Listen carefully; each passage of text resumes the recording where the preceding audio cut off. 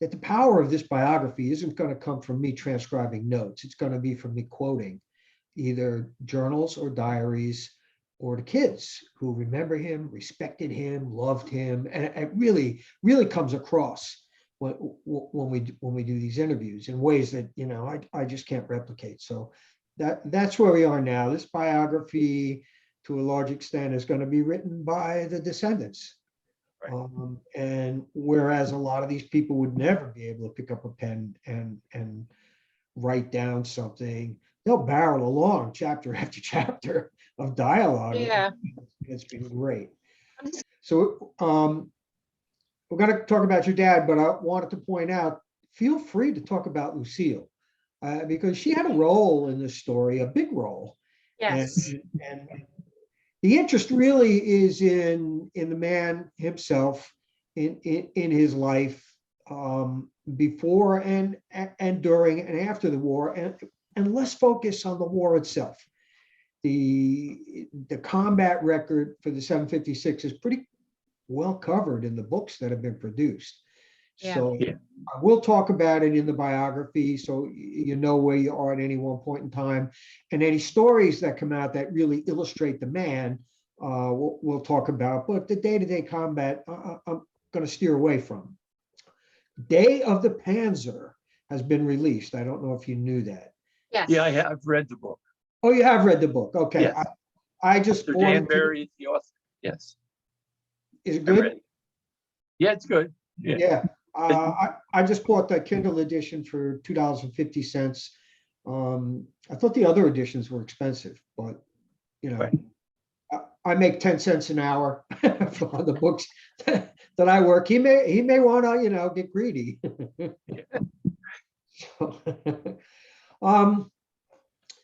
So let's go back. I don't know if we talked about family origins before. European family origins. I'm sure there's a lot of Italian in there. Do you know much about his family origins?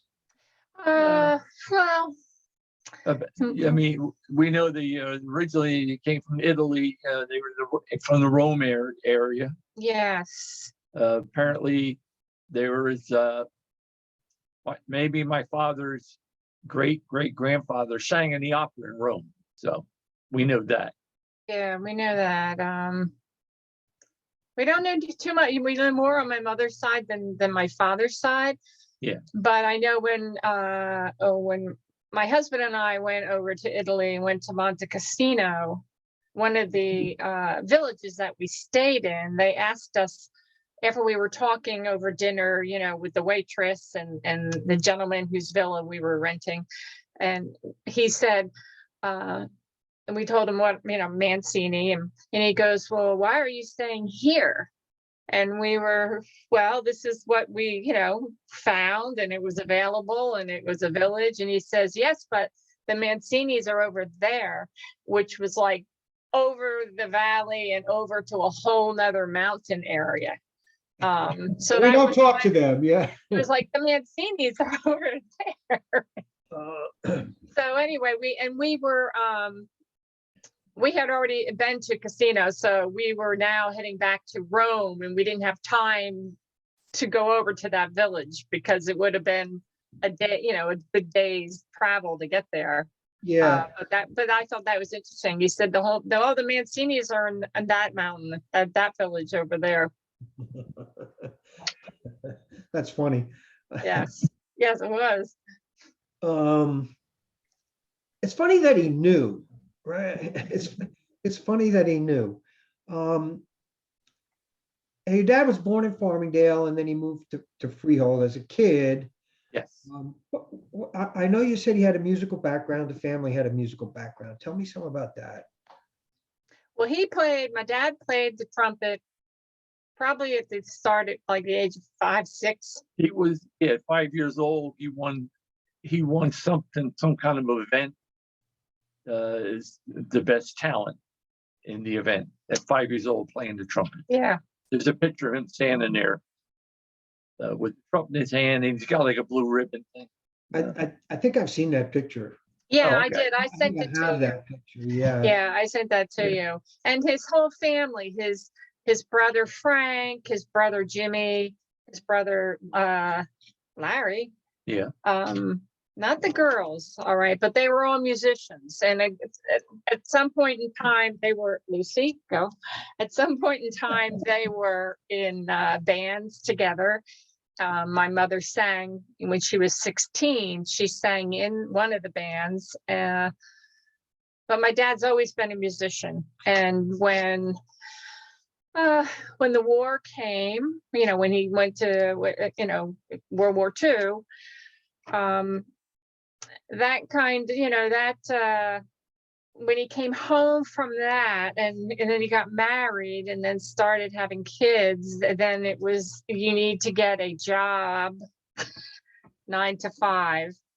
And that kind of took away his ability, his ability to be able to go further with big bands. But he played locally all the time. He played at weddings, he played at different functions at the American Hotel or into Asbury Park.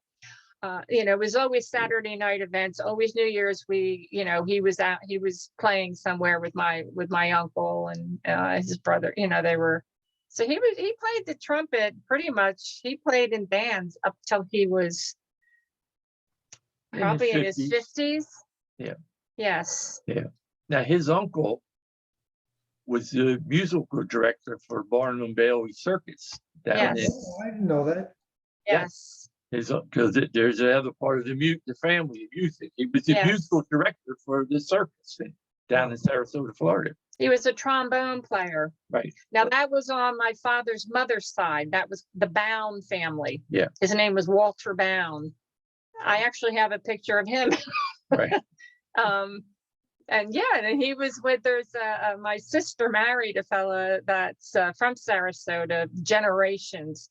And he had a huge picture of the whole circus, all the circus people and the musicians in his house, in his granny's house. And they found Walter Bound in that photograph. So it was pretty funny. It was pretty funny. I can't talk right now. I'll call you back. I have a question on family origins again. I want to come back. Okay, yeah. Do you know when they came across from Italy? And again, why, if there's a reason? No, I don't know why. no. Yeah, But I'm okay. thinking the Yeah, a lot- early 1900s. Some do, some, a lot of us, from the famine, Ireland, and an awful lot of us, and others, the Germans, most of them were looking to avoid the army because of war after war after war over there in the 1800s, and they just had enough. They just wanted out. Yeah. But And I, my ahead. Uncle Jimmy might have some of that information only because he did a lot of the ancestry. He got very involved doing the ancestry.com. So he might have that. And I do have, when we were in Italy, we saw this place that, you could get the history of your name as far back as they could. And your shield, the family aunt shield. And so I could go through that and see, and maybe get a little bit more information, but Yeah, Ancestry will give you that too. Now, Ancestry is expensive. yeah. But they periodically have free trials. So if you gather up all the things you want to know, get your Yes. free 1-month trial Right. and dig it all out. And dig it all I out. did start that, and then my sister and I both started it, and now she's kind of dug into it further with my uncle. So I can ask them that and see what they come back with. There you go. Yeah. It would be interesting. Many Italians just came over because it was a better opportunity. There were Yeah, better yeah. opportunities. Yeah. Yeah, work-wise, raising your family. There was growing Italian population in the big cities like Yeah. New York. Oh, yeah. So, Ariana's parents came across in the 60s for that reason alone, Okay. Yeah. And most of them stayed, some of them went back. Yeah. Right. Um, Yeah. And they came over, I mean, when they came over, I believe they came over right into like Monmouth County. I mean, because Right. his side of the Yeah. family, they were all out in that Farmingdale area. Do you have a farm out there or lived in the town of Farmingdale? No, he lived in In the the town. Lived in town. Yeah. He lived in the town. And it was Yeah. Maple Avenue. I remember you said he used to hunt rabbits and swim in the marl pits. Yes, Yes, yeah, when he was a boy, he would swim in the marl pits in Farmingdale and hunt. right. And then when I mean, as children, we remember him hunting all the time Right. in the Rabbits. backyard, basically, because we backed up to a cow farm. Slockins on 537 was Slockins Farm. So the cows were in the pasture and he'd walk through, and then beyond that, like the fields, there were woods, and he'd come back with the rabbits, Yeah. pull them out, nailing them up on the beam in the basement, and we'd all sit there. He'd spread out the newspaper, the blood would be dropping down, and he'd be patting them, and we'd be waiting for the rabbit's foot. We fight over the rabbit's feet. Who Yeah. got the tail? And who got the tail? Yes. Hey, Yeah, he fought over everything. We used to fight over who yelled jump for Lassie at the start of the credits. In the Yeah. beginning, she would jump a fence, and we had to take turns yelling who would yell jump. Well, we still, if I walk into his house, I'll go Iaki Yeah, Key. from Lassie. Yeah, that's still like the family cry. Oh, yeah. Oh, yes. Yeah, Key. Was that from like one of the Mickey Mouse Club things? I don't think so. You mean like the Hardy Boys or whatever those? Yeah. Well, Yeah.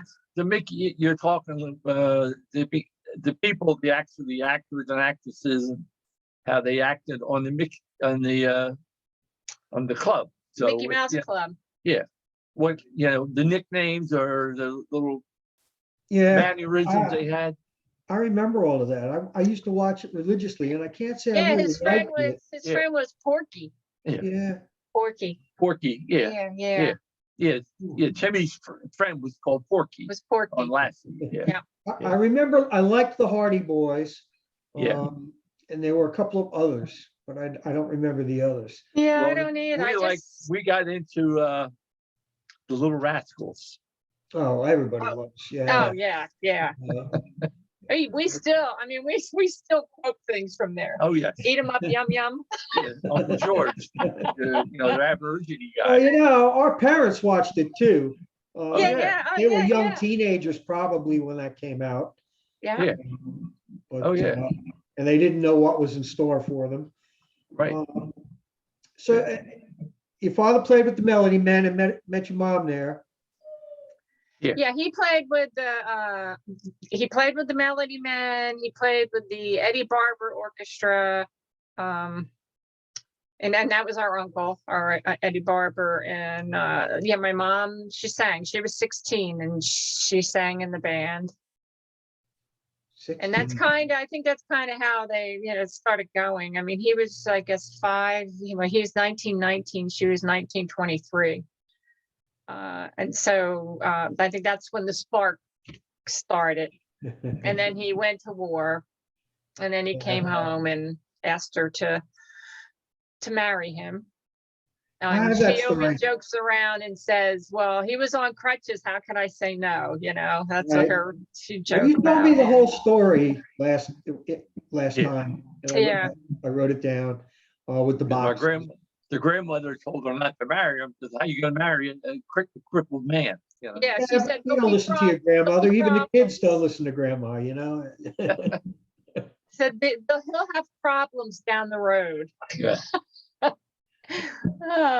And he Good did. thing. Good thing no one listens to grandma, Yeah. Yeah. Oh, yeah. He was dating your mom, and you told me about a scene where they were playing and singing, and the radio was on, and the announcement came on for Pearl Harbor. Oh, that was my cousin Patty. My cousin Patty, she said that she was, they were all sitting around at the house, on Conover Street in Freehold, my grandmother's house. And she just it came on and everybody was just, didn't know what to say. Everybody was just, she just remembered, she was basically saying she just never, it was a moment that she'll never forget. The expressions on people's faces and the disbelief of what was going on. It, Plus, it was like when Every- JFK was shot. Where were you? Where JFK was shot? yeah. I was in my algebra class at Frio High School, Mr. Hoffman, when he came over the loudspeaker. See, I remember that. Yeah. Yeah, and it was true. People who were in shows, people who were watching movies came out, and the news was hours old, and they came out of the theater into a Yes, different world, yeah. into a different world. Everybody knew there was a war on. I think people, if Germany had launched an attack, I don't think people would have been surprised. But Japan, Japan is over there. Yeah. And, they're annoying, but, why, they're not going to attack us. It was a good decision. It was, but back to Pearl Harbor. and back to Yes. Alfred, he went into training and have a lot on his training.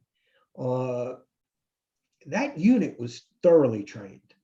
And they started training at a ridiculous level with mocked up tanks, right? Plywood and 2x4s, and they ran around with them to doing maneuvers. Some of the early tanks that just weren't even going to be combat capable.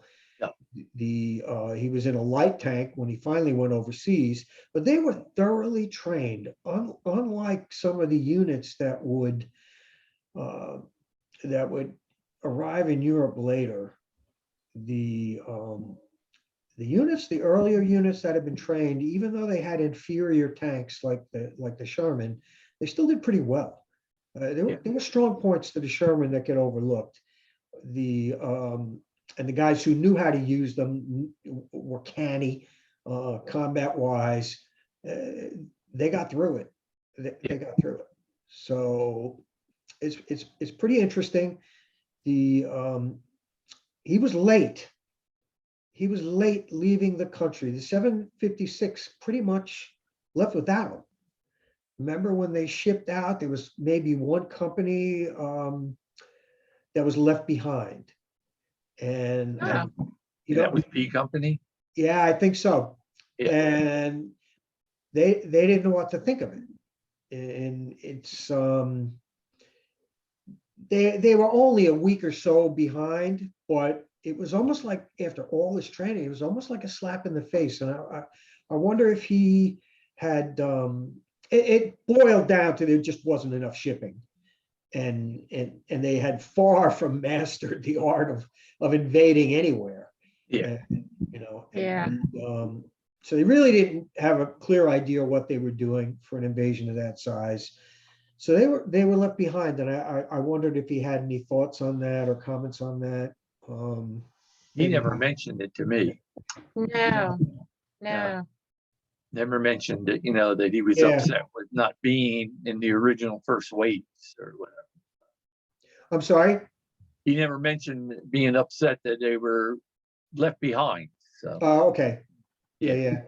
And he gave us stories of going across, Morocco and Algeria with the tanks, moving forward. So he was, Any good stories that you'd like to pass along that come to mind?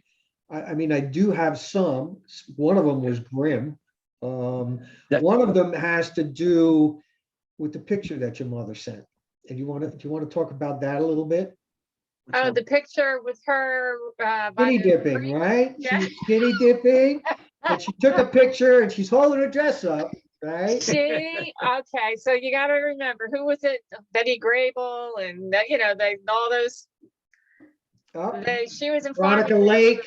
She was in Farmingdale with a friend of hers, and I think it was Farmingdale, but they went skinny dipping in the river, in the creek or whatever, and there was a troop or something, and I don't know if there was anything military out that way, or maybe I could have a location wrong, but they came marching through this field, and that's where they were, right, the creek at the end of that field. And she quickly tried to get, her clothes on, but some of them fell into the creek and were going drifting away. And so she had this, towel that she put in front of herself. But then afterwards, when the troops passed by, she had her friend take a picture of her with the towel, and she posed like she was, a poster girl. And she sent a picture with a little note to a handful of the guys from Freehold who were over over there fighting. And she wrote letters to them. And one, of course, was my father. And he thought he was the only one. He thought he was the only one until he found out from, I think it was Danny Federici, till he found out from Danny Federici that my mom had written a letter to him.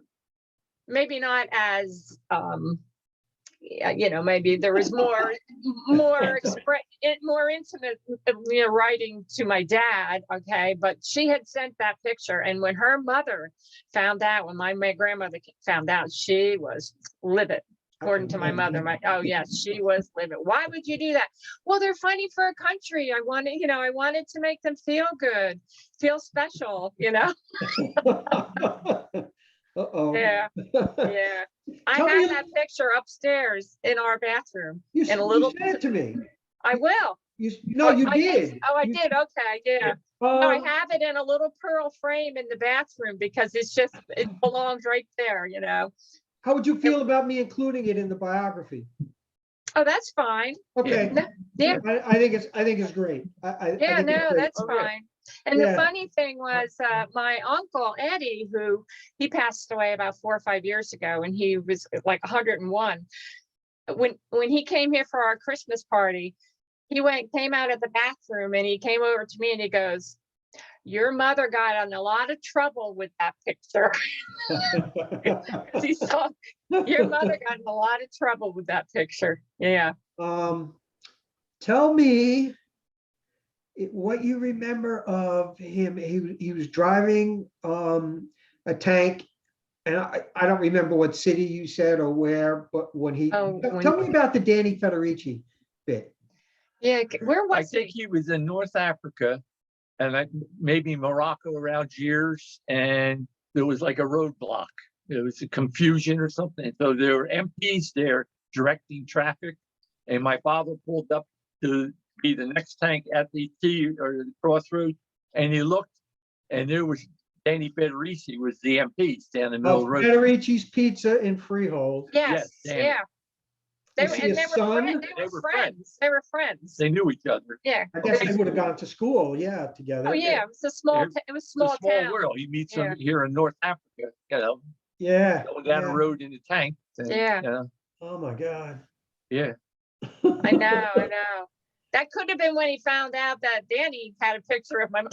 I think you told me that is when he found out, or Probably. maybe in Yeah. subsequent conversations. Yeah. It could have been. Yeah.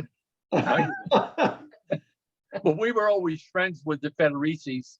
When Laura and I and my sister would go to church on Sundays, the Federicis were always there. So they were always, the Mancini's Federicis were all Yeah. very close, Yeah. so we always talked or, in church and we were in the choir and we sang in the choir and one of the Federicis was up there. So Yeah. we all St. knew Rose? each other. Yeah. Yeah. Same roads. Yeah. It was. Same Yeah. roads. Same Freehold. roads, yes. Freehold was such a small town back then. Yeah. Was mean, you drove- Springsteen in the choir? Pardon? Was Springsteen in the choir? No. No. No. No. No. But he was in my, what do you call it, classes? When I want to say catechism classes, but it was when you were CCD? in high CCD. That's it. Yeah. I know, because I've just gotten through it. Four. 4 of yours. Yeah. Yeah. Okay. Yeah. Let's Except see. that young one. Pearl Harbor, he went Yeah. overseas. Now, he served in North Africa. The combat was pretty much over by the time he got there, Yeah. he came across, and the combat started for him in Italy. They came across, landed at Salerno, Yes. as a follow-up, to Yes. the landing at Salerno.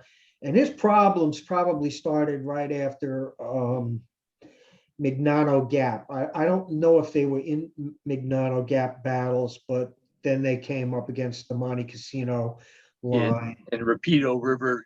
the trying to Rapido cross. River. Right.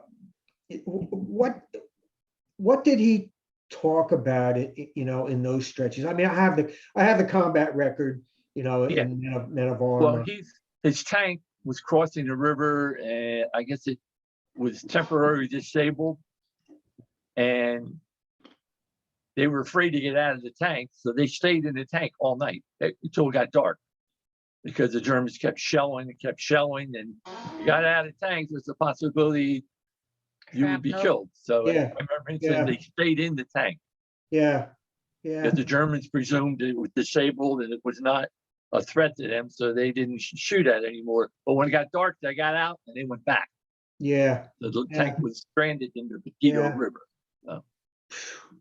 So I remember him telling me that. So I can't imagine what that would be like. I know, yeah, well, you're just I know. sitting out in the middle of the open, and You've got the You got a Germans were crew pretty of- good at what they did. you get the whole crew in there, and it's small. Yes, Yeah. Tight in there, yes. with And everything. that wasn't in the Sherman tank. It wasn't in the Stuart tank. It was in the Sherman tank. I It was, remember. fortunately, he had switched just gotten out before of that. Stewart. As bad as the Sherman was, it was a whole lot better than Oh, the yeah. Stewart. But the Sherman was never intended for the role that it was put in, Right. into. It was really designed, and George Patton, people forget, was a big advocate of the Sherman. He did not envision armor against armor conflicts. He envisioned, and More of a he cavalry. wanted hundreds and hundreds and hundreds of tanks. Right. He'd be looking for the soft spot in the line, which was the infantry. He wanted to break through and then get at the supply lines and envelop. He didn't want to go head to head, No. because both sides just lose. You don't make any progress. Yeah. And he tried to convince Eisenhower in France that he had opportunity to do that, and Ike was a lot more cautious. But the type of war that Ike had in mind, which was an advancing line with a couple of strong, the Sherman wasn't designed for. Right. It wasn't designed for. It was more of a cavalry type of thing. Well, yeah, it was. Its strength was in its ultra reliability, its very high speed. The Right. gun it had was really designed more for infantry. I mean, it fired armor piercing, but you had to hit the 75 side of a German tank, Yeah. for it to be effective. Yeah. But as the troops learned to use it, and I'm sure your father understood the value of the ambush, baiting and ambushing them, and that's probably how they were most effective. Right. until they got, tanks, even modified Shermans that were called Fireflies that had the much bigger gun. Right. But your father would have been well aware. He was a well-experienced combat vet. Yeah. The tactic, he was aware of what the main tactic would be, so Yeah. you're not going head on with the Tiger or Panther tank. So No, you didn't want to do that. Yeah. You didn't want to do that, even a Mark IV.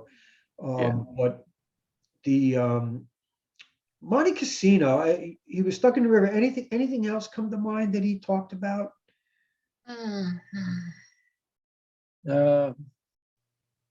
not really. He, We there didn't was talk a lot about, No, you mentioned that. Yeah, and that Yeah. he didn't want to have, when he had opportunities to be recorded, he didn't want to talk about it. no, he did have shell shock. I Yeah, mean, he was at VA he was at the hospital. VA hospital in Bernardsville. yeah. Lions. I'm gonna come back to that as we get to the post-war period. Mhm. A lot of guys, when they go into combat, there's nothing to remember. I mean, that portion of the mind turns off. You're Yeah. busy. Yeah, You're not looking around saying, oh, I'll remember that. You don't remember anything, you know? Yeah.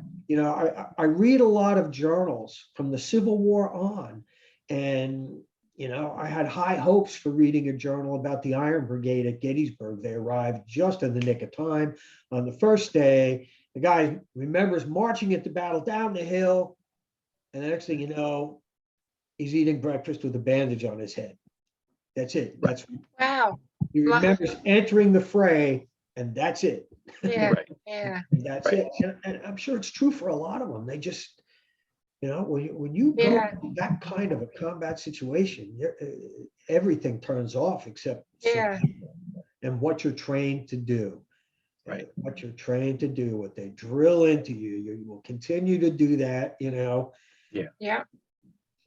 Well, maybe that was a like a fail-safe factor, I think, just it's wired into human beings that when when you're being chased, you're just running. right? yeah, yeah, Um, So, he probably was going through that. So, I mean, I'm sure. Yeah. I'm because sure. there were, that was a terrible battle. and there were, other people that tried to get in touch with him and were writing about books, with his outfit, and a lot of times he turned it down. Yeah, he didn't want to. Yeah, that's what my sister in Yeah. Florida said. He Yeah. turned it down. I don't want to talk about Yeah, that. they would have different World War II veteran, ceremonies, and she knew people in the Tribune down there, and she tried to get him to let them interview him, and No. he wanted nothing No. to do with it.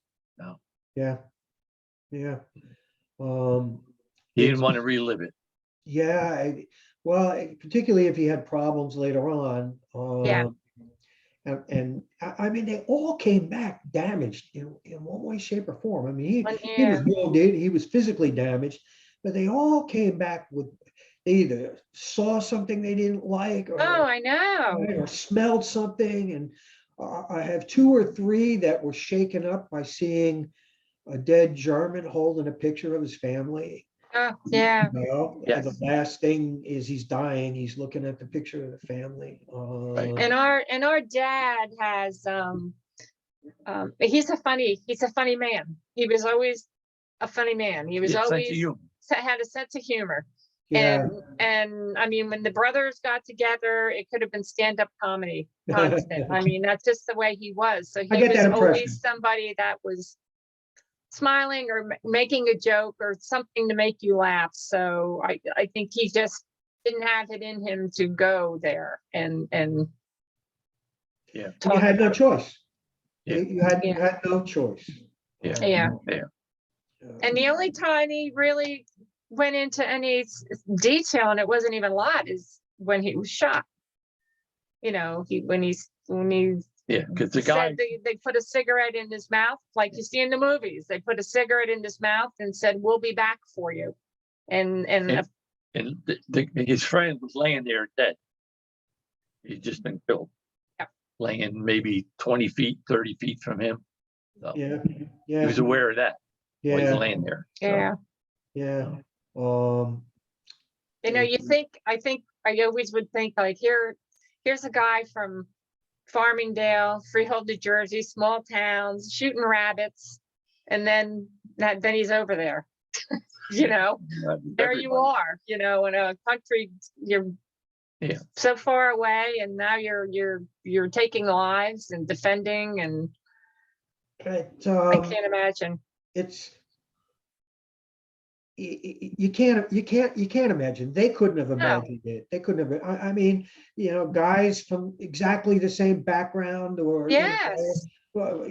shooting varmints. Now all of a sudden, Yeah, he's shooting down Japanese who are trying to surrender because he I knows that they use the white flag as bait. Yeah. That's a pretty serious leap. And Yeah. if you get courage to do that, just get yourself home. Yeah. Yeah. Dad told me there are a lot of guys that wouldn't do it. It was Yeah. always someone who would, someone who'd lost a friend, someone who knew somebody, and it wasn't a whole lot better, No. It was bad. It was really bad. Yeah. And there's bad people everywhere that make bad situations worse. Right.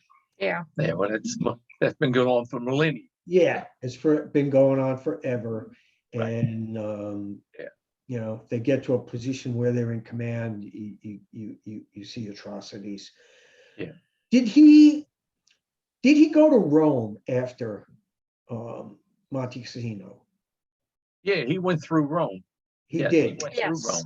Right. He- Then I think they were sent back to Salerno for more training, and because that's when he was getting ready Amphibious to go training, into southern probably, yeah. France, into Yep. the Riviera. Yep. That's where he landed there. So he went to Rome, and then they sent him back to Salerno to regroup. Does he remember anything about Rome? Was there a procession? Was there a parade? How did the people react? I don't. He never said anything. Never said anything. No. Okay. Okay. No, it's like I'm sure the They Italian, were happy. Yeah, They were happy. Italian peasants were happy to see Yeah. Americans. They or got a British welcome. or the Yeah. Polish, whatever. They weren't supposed to be there. Mark Clark, the general, was supposed to be driving across the Italian peninsula, cutting off the German 12th Army. He chose to free Rome, even though it had been declared an open city. Hitler wasn't going to destroy it. He had withdrawn. Mark Clark made that decision. The Germans escaped. Thousands of additional unnecessary Allied casualties. Right. Uh, Right.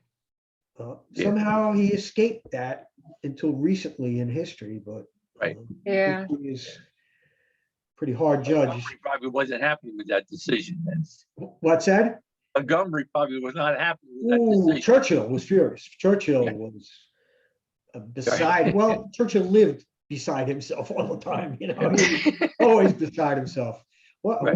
I don't want to get started on Churchill, but what Yeah. a charismatic, Oh, yeah. dynamic, Yeah. crazy. Well, he was the man. big guy for let's take the Mediterranean first, He so, was, and Yeah. he was dead set against Operation, I call it Anvil Dragoon. It ended up when your father landed at Dragoon, the Yeah. invasion of southern France. Right. Originally, it was Operation Anvil, but I guess they thought that was too cocky and too much of a giveaway after Okay. Normandy. They went to So they Dragoon. changed it to Right. Dragoon, yeah. Right. Okay. Right. But Churchill was dead set against it. Right.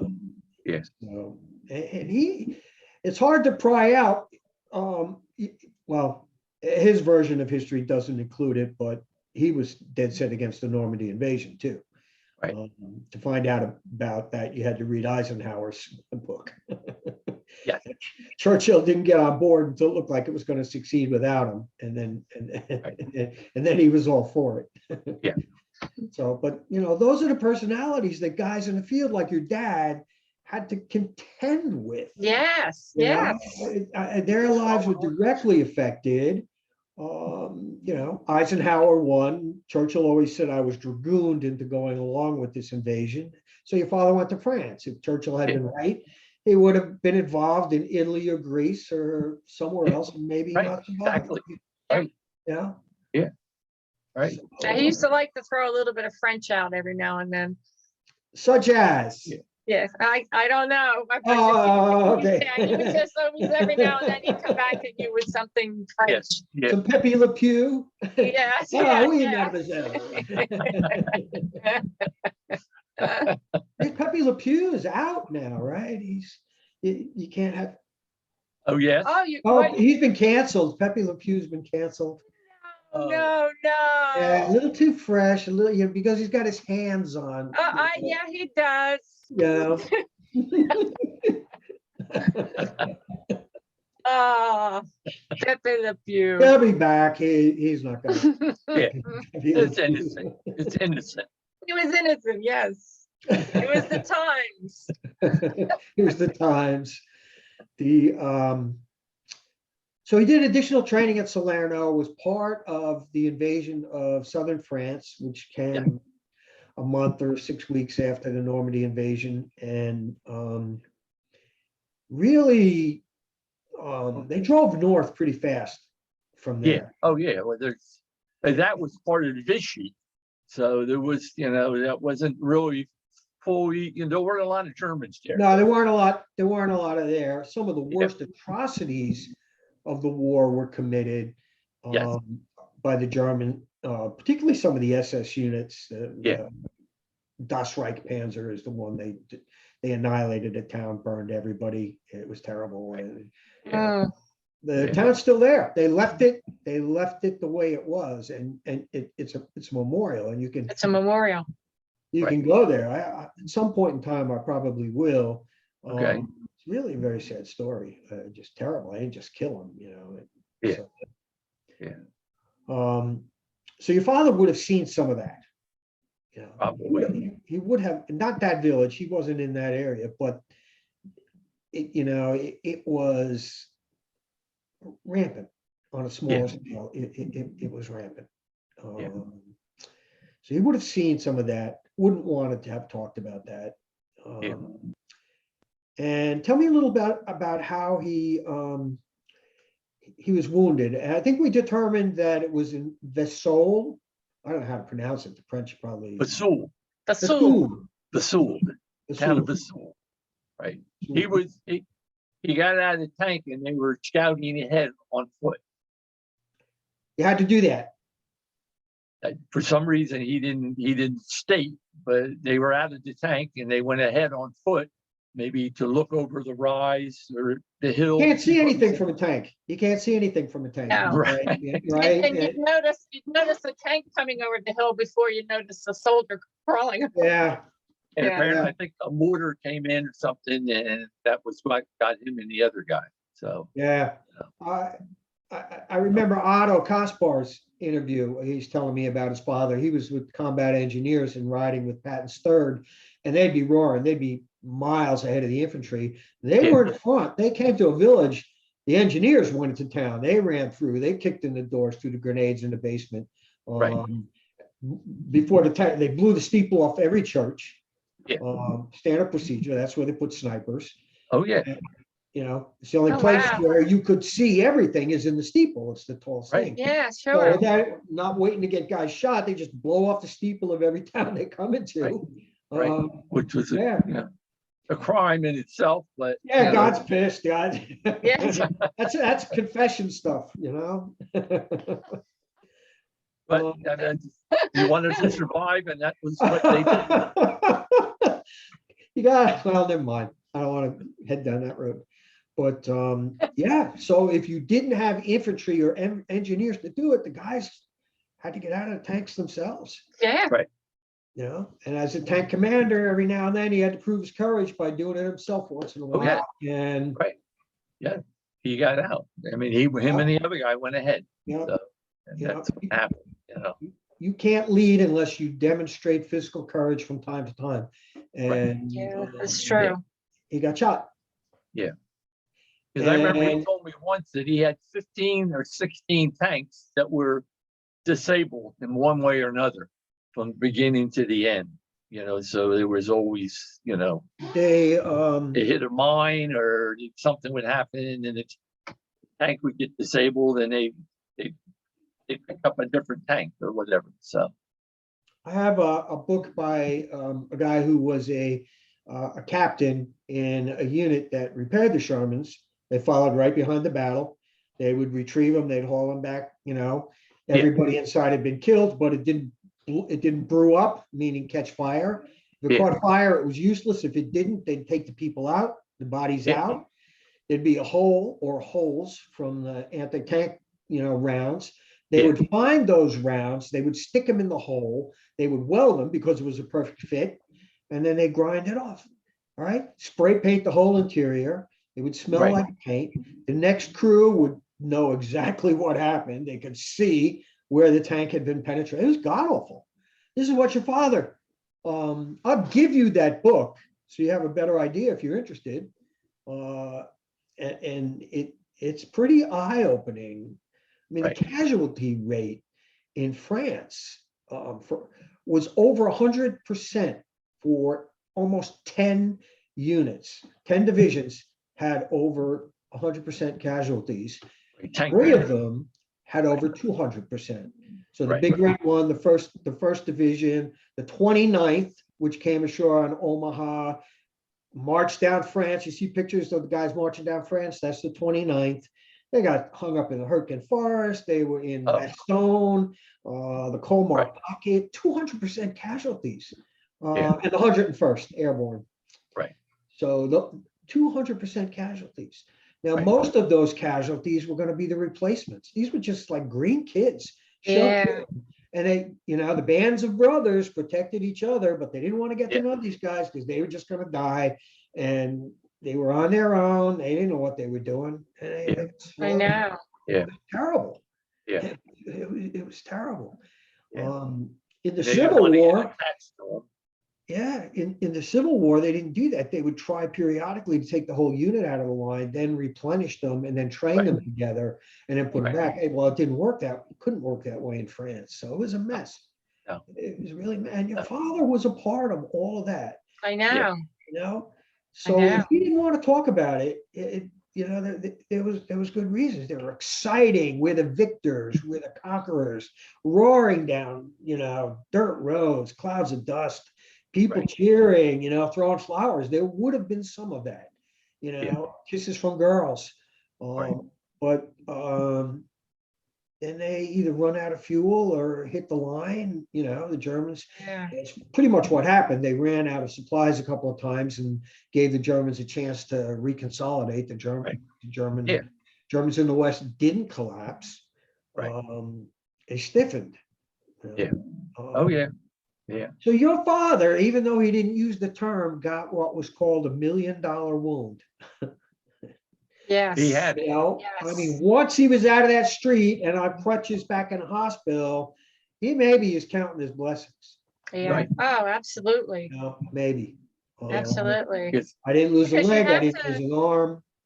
Yeah. You have to put yourself, I would imagine you have to put yourself into a place where you can't get out of where you are right now.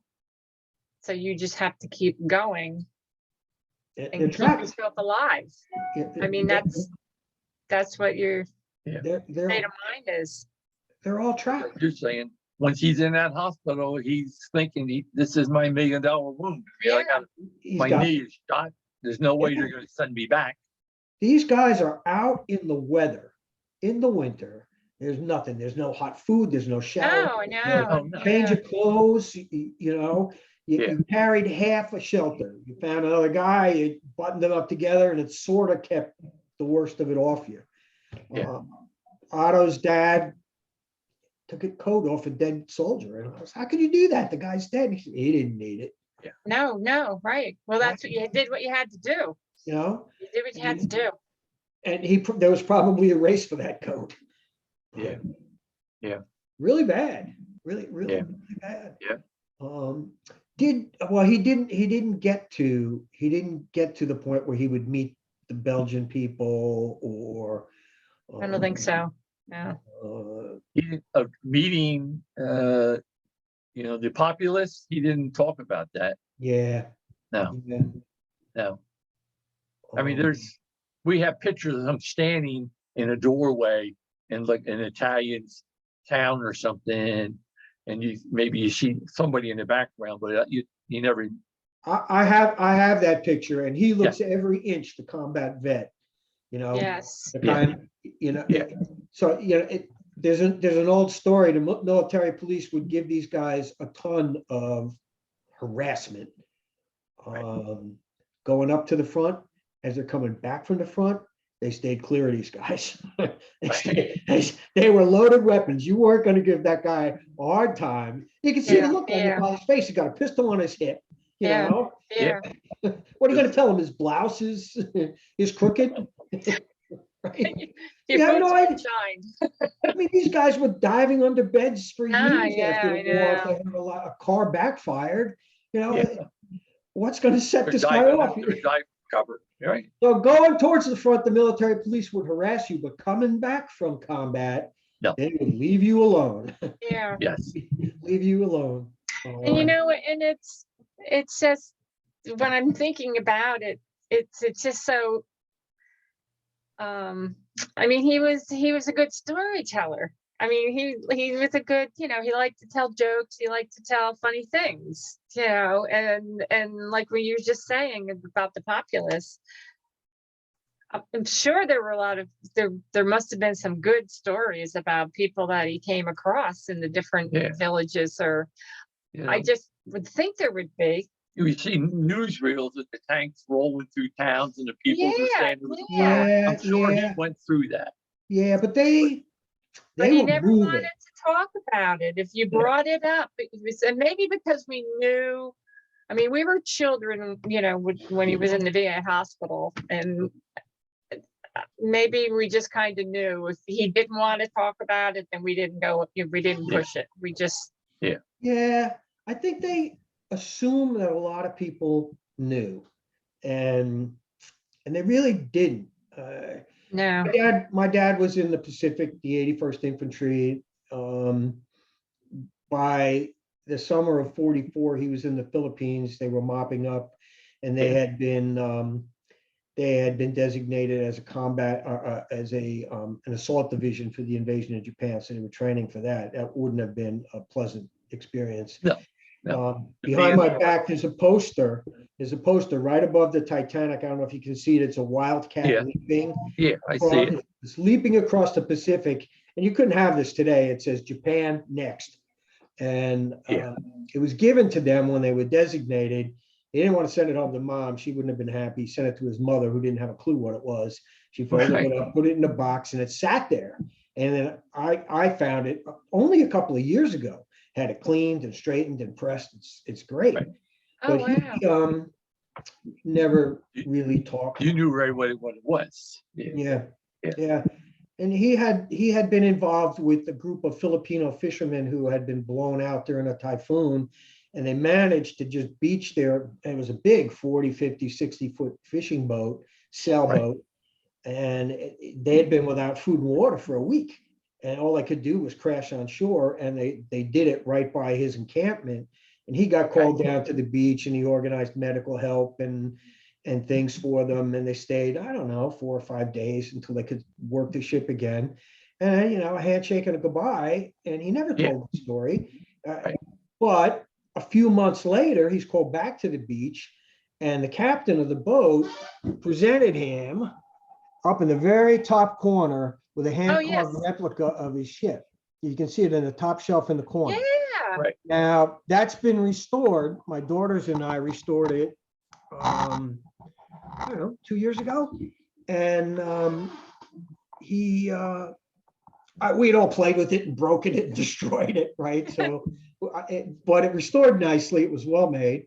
And, at gatherings, we say, hey, Dad, tell us about this thing, this, what you did to help these guys. He goes, nah, a lot of guys helped. They had a lot of guys who pitched in. They all came together and they helped, and I said, you know what, Dad, you're the guy that got the boat. You're the guy. And he still wouldn't. He would just go, okay. Yeah. Yeah. Yeah. Brings tears to my eyes, just Oh, absolutely. Absolutely.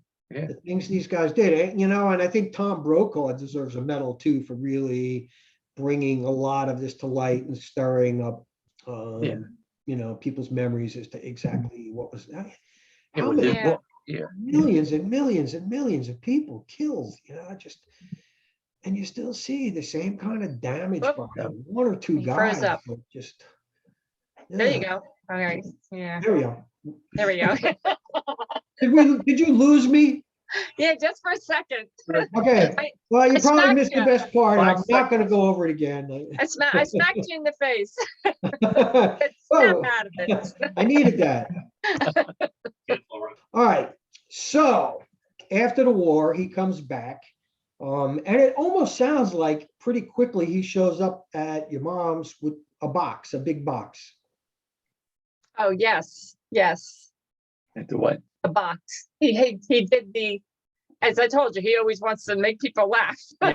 He did the box with another box and another box and had the Okay. ring inside. Yes. Yes. That right. was at his, about our grandmother's, my mother's house.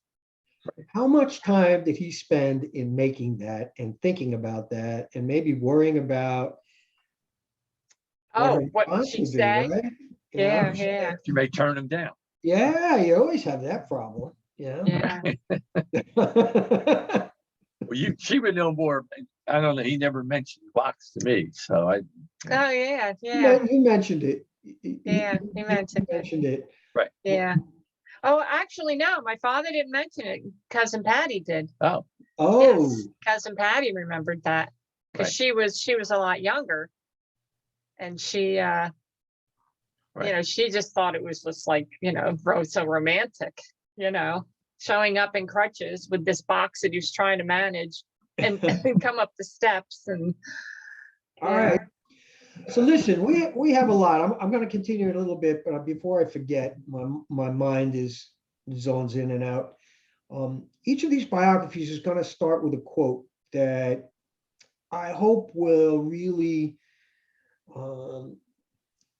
put a light on the individual. And you had said something, you had sent me something. I'm going to read it. I'd like to use this as a quote, but if you don't want to, we'll find something else. The best part, if there had to be a best part of us being wounded, was when we were kids, we would charge a penny to our neighborhood friends to come over and see dad's hole in his knee. Yeah. And they could put a piece of hard candy in it. We'd put olives in it, coins in it, Oh, we acorns in did. it. Yep. He just sat there and let us amuse ourselves. He was our hero. Yeah. You like that? Yes, Yeah. I like yes, it very much. yes, Yeah. Good. Oh, yeah. yeah, Because yeah. it 'Cause he- immediately Now, that was gives you, That's a story he would tell. well, it's okay. It's a great story. And for someone starting the biography, you kind of now know the type of person that we're going to be talking about, Yes, Yeah. that would be perfect. Yeah. right? That would be perfect. Yeah. So, Yep. I mean, we can't, I can't even, anytime I see a sour ball or a black olive, my mind goes right, it goes right to that. I can't eat them anymore. Yeah. And we used to do it to my uncle because he had hairy legs. You take the round candy and just put it on his leg and roll it into the hair and it gets stuck in there. While he was sleeping, napping, yeah. Well, what would you wait a minute? What would you put in there while he was napping? The sour ball, so the hard sour balls, candies. the sour balls and hard candy. You just It kind of suck on them for a while. get it real sticky. Get it and real then you sticky. roll it on the hair and the legs. Like you Oh stick man, just stick it on his leg. yeah. It's We like were- having kids we were and thinking trouble you can when we take were a nap in a hammock. Right. So Oh, he came home from the war, probably overjoyed to be home, overjoyed to be engaged and married, happy with kids, and then in the mid-50s he finds himself in a VA hospital. Tell me about that a little bit, because it's common. It's very common. Well, the only part that I remember is my mother would drive up with her sister, my Aunt Lillian. And I just remember going, it was like a big building and walking in and the hallways. And then I just remember this, and I was sitting on the back floor in the car. I was sitting on the floor. I was pretty young, I think. I must have been like 6, maybe Yeah. 7 years Yeah, old. we You're didn't have talking like seatbelts. 1956, 57. Yeah. But I just remember looking in this, there was a big room and it was dark and it had some blinds and all these men were there in bathrobes. And then I saw my father. Right. I saw my father. I just remember the feeling of seeing my father walking through the dark in this bathrobe and slippers and all these men, strange men around him. And he just kind of shuffled over. And I'm almost thinking I was hid behind my mom at that point. Because I don't remember the hug. I don't remember, but I just remember that moment of like, this is not right. Something's wrong. Why is my dad here? Because they said he had stomach trouble. That's why he was in the hospital. He had stomach trouble. But later, you realize just what the problem was, and but I remember that very well. I don't even remember the ride in the car. That's all I remember. Yeah, I yeah. don't remember in the hospital. And they didn't really understand PTSD at the time. No. You know, combat fatigue, he'll get over it, you know, he'll shake it off. And, you know, a lot, particularly guys who are flying bombers, you know, oh, who was I dropping my bombs on? You know, Yes. right? Because the strategic bombing essentially was terror bombing. Yeah. Particularly for the British at night, they were just flattening civilian areas. That was Yes. you know, they thought they could end the war. Yeah. They thought the Germans would surrender, but they didn't. They weren't going to. So yeah, how long was he in the hospital? Do you remember? It was very long. In my mind, I want to say like 3 months. I'm not sure. Yeah. Yeah. That's I know what, it was weeks. That's all I know. yeah. Yeah. And I thought it was I'm 8 years months. old. So And he never had a problem after that, or never wanted to go back. no, he never went No, back. So. But he Yeah. always had, you know, and I said he had, they said my mother, you know, when we were told he was having stomach trouble, but he always had stomach trouble after. So I don't know if that was just a condition that he had after, you know, part of the the syndrome, you know, and that carried on with him. But no, he never. Probably, but you know, treat people with stomach trouble in the dark, you know. Yeah. You know, that's something, that's PTSD, you know, Yeah. so. Yeah. It upset his whole system, and maybe the weakest part of his system was his stomach.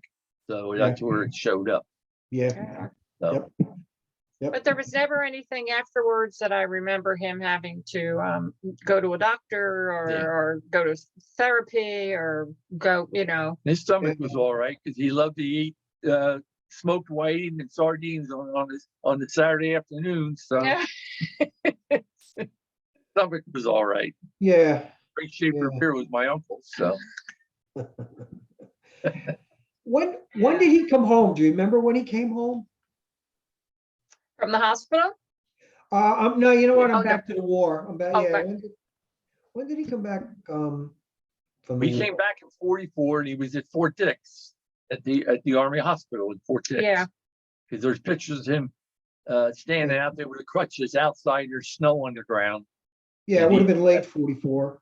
Yeah. It would have been, right? He landed in France in July, I guess. Yeah. Yeah. So I know Yeah, he went to the hospital in Salerno, or not Salerno, Naples. Mhm. He was in the Army hospital in Naples, and then from there he went home. Did it bother him much for the rest of his life? Is that something that? Oh, the wound. Wound? Yeah. Yeah. Oh, yeah. I mean, Yeah. aside from what his kids were doing. Yeah. Yeah, he had to give up rabbit hunting because he couldn't walk through the woods, you know, without feeling the stress on his knee, and you know. Yeah. And he kind of like went along with it. And then my sister, later on, she took him to the VA, and he was always getting compensation VA. But then when his knee got really bad, he went to the VA again, and they gave him compensation retroactive back to so many years past. And he got a check in the mail for $55,000, and he started crying because he never seen a check made out to him for $55,000. Yeah. And that was back then, you know, a Yeah. blessing from heaven. Yeah. I mean, we all need, you know, none of us were rich. But this was recent. The check was, I mean, they passed away about 10 years ago, and it was maybe 12 years ago that. He got the check. Yes. Oh, really? Oh, Yes. Yeah, Yes. his knee bung they gave out to where he had to go get surgery done on it. Yes. So, and You know, no one, we never even, I mean, we never even thought of we never checked up to see if he was getting, you know, what he should be getting, you know, from his disability, and he didn't, and they didn't, you know. I think he was getting like 30% disability all along from the VA. and they were generous at that time. Right. Dad, you know, was the middleweight boxer for his division, and he hurt his thumb at a boxing match in Honolulu. And Okay. he got 25% disability. He came back, they called him to Washington. I don't want to go. I don't want to go down there, you know. Put him on, Yeah. went on a train, you know, and Right. Yeah. the rest of his life he got a check. Mom Well, would have sent him down again, yeah. when his knee finally gave out, my sister took him to VA and they filed another claim, and they did it. They did all, Right. you know. That's when he got the check, Yeah. another check, big Very check. good. Yeah. Yeah. And this is just a little peek of what he was like. He, we kept telling him, you know, maybe you should get a cane, you know, just get a cane. No, not a walker, just get a cane. He was, I think, probably 89 when we said this to him. And his comment was, I don't want a cane, it'll make me look old. See, the Irish don't have canes, we carry shillelaghs, and they're whopping, Shillelaghs, yes. you know, and they're whopping sticks. So You want to help me walk. We ended Make up, sure I'm getting respect, right? Right. we ended up getting a cane. It was kind of a cool looking one, you know, I so he bet. could be cool. And at one point they went into assisted living, he and my mom, and he would sit at the entrance and be a little bench there, people come and go. And as they come by, he would start playing the cane like it was an instrument. And that's what they all knew him for, you know, Yeah, what a character. make them laugh. Yeah. So your parents moved to Florida. I want to end anything that I can with the happy image. And what I would like is, unless you have a better one, you described him playing taps on the 4th of July for Freehold Raceway. He'd be up in the graveyard overlooking, and it would be, I guess, piped into the racetrack. And Yeah, you would hear it in the distance. You had to be in Yeah. the distance, yeah, very light. yeah, And when we buried them at Arlington, they had the fellow playing taps Yeah. way over Everybody gets behind that. way over behind the tree where you couldn't see him. yeah. You know, I saw him, but you couldn't really see him, and it had to be distant. Yeah. Right. Well, I that was probably done for effect. Yeah. That was it quiet at the racetrack? Was that part of it, of what was going on? They quieted Yeah, it down? was. Oh, yeah, that was part of this. There was somebody probably on the loudspeaker that said, can we have a moment of silence? And then you would Yes. hear the taps. Yes. Okay. Right. Yeah. And I would imagine, I mean, trumpets were chosen because of the, you know, for military maneuvers, because they carried. Yeah. So I imagine the graveyard was right across the Oh, yeah. highway, right? Looking down onto it. Oh, There's yeah. a hill Yeah. there, right? It was a hill. It went Yeah, up. it's up It on a went hill. up. That's where Yeah. the Yeah. cemetery, yeah. I would imagine he'd have been hard to see, but I'm pretty sure you'd have heard him. And that's Yeah. pretty cool. Oh no, you heard it, and that Oh, was yeah, it in the yeah. distance, and that's where we watched the fireworks. Right. We'd sit up there, you know, in the And that's- cemetery. Yeah, And that's where Cool. his mother is buried up there, right, Grandma? she's buried up there. Yeah, And his mother is buried up in that graveyard. Oh, Yeah. okay. Yeah. Okay. So there might be some sentimental tingling to him because he's there doing that. She's in the ground, maybe His 30, mother's 40 buried feet not away. far from there. she Right. was the one that played the trumpet with one hand and played piano with the Yep. other. Just got a text. Just got a text from my daughter. Please send me 150. Oh, we'll talk. At least you said please. We'll talk. So that's the image that I'd like to end this biography with. But if you have something better or something different that you'd prefer to use, then we'll go with that. No, No, I think that's we- a nice no. way to end it. Yeah, I Yeah. don't want. The fact I'm that- trying to avoid, and then they withered and died. Oh I'm no, facing no, that. yeah. I think, Here goes Chuck. He's washing positive- ashore. a positive ending would be something with Arlington. I mean, he deserved to be there. And that's where he Yes. wound up. All right, we could Yeah. do it at Arlington. We could do it at Arlington too. Whichever you would prefer at Arlington. Either way, I'm gonna put in the and you don't have to decide right now. Yeah. So Yeah. 'cause she's there with him. My mother's on one side, he's on the other, so. Yes, And my mother Arlington. wrote a letter. She wrote a letter to Arlington, and she wrote a letter and she wanted to find out. She did this without even telling us. She wanted to find out if she could be buried there with him. Or he qualified. Or if he qualified. And He he was a did. Purple Heart recipient, so he did qualify.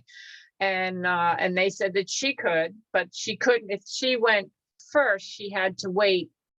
And that's what happened, right? And that's what happened. Right. She passed, and then 4 months later, he passed. I think that's pretty cool. Yes, I Yes. think that's pretty cool. That may be the way to go. because she said he was such a devoted veteran. Right. He was the man that wrote a check to every piece of information that came in to, here's your stickers for your return addresses. Here's your Christmas cards. He was always writing out a check to anything that had to do with wounded warriors or veterans Yes. or whatnot. She said he was proud. He Yeah. was proud to serve the country. And he should be, country. he should have been, Yeah. And we're proud for them too. Yeah. I mean, this is my father's blouse behind me, Okay.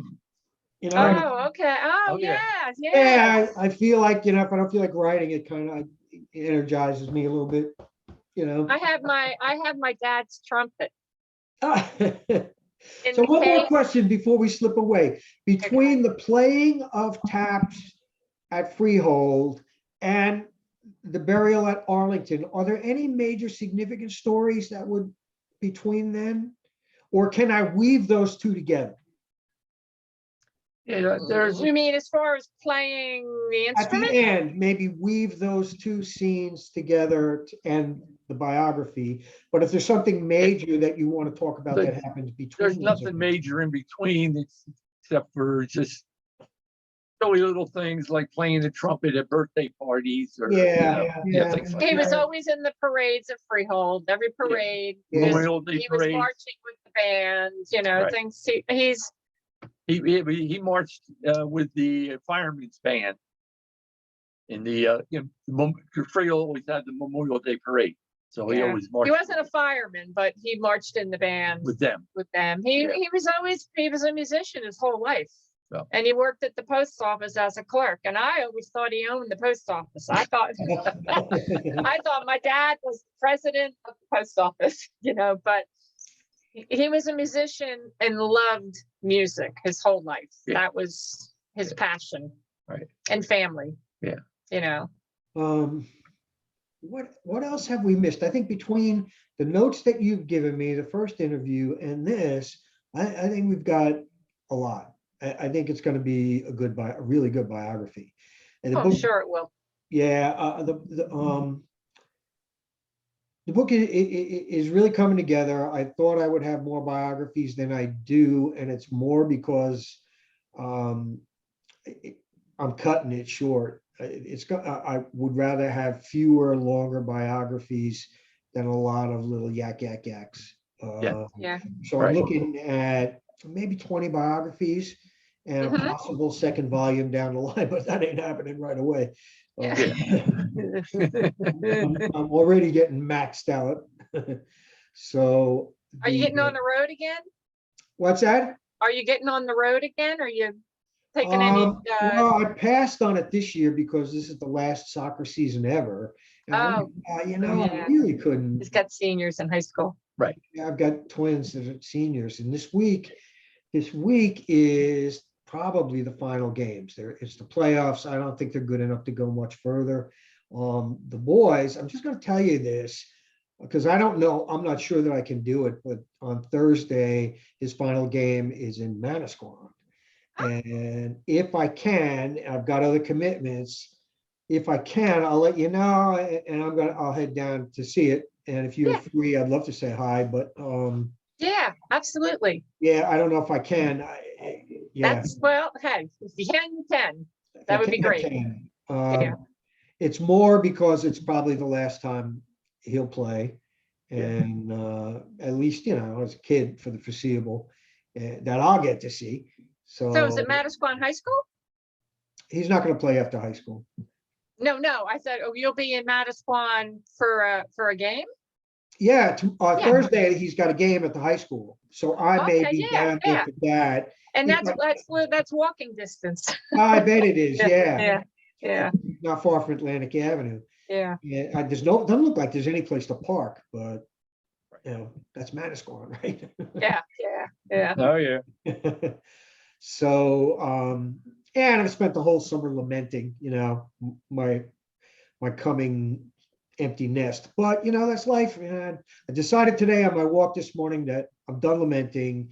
We're turning the corner. We're going to look forward. They're graduating this year. Kat graduates.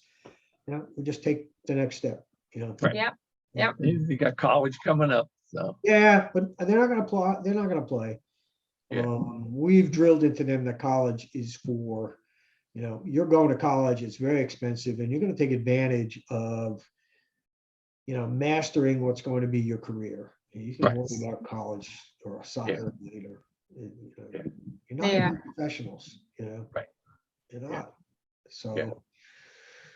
but a lot of their teammates, different. Oh, where am I getting a scholarship? Canal Zone Junior College. Well, yeah, it's like, what's your degree? When my oldest boy went to Penn State, he thought he was a good player. He thought, well, I'll take a shot. I'll try. He said, Yeah. CJ, we were up at pre-freshman day, and I said, talk to the professor.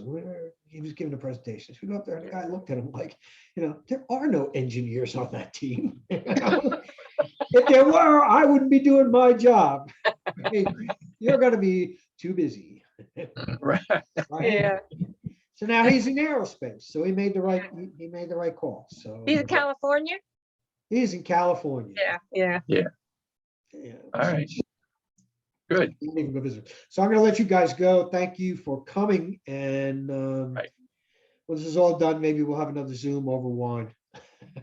Yes, Yes. absolutely. Zoom with Absolutely. wine. That always, Zoom that always with brings out pain the and best in wine. us. Yeah, that does bring the best out in us. All right, guys, I'm going to stop the recording and sign out. Okay. Okay, right. adios. Bye-bye. Adios.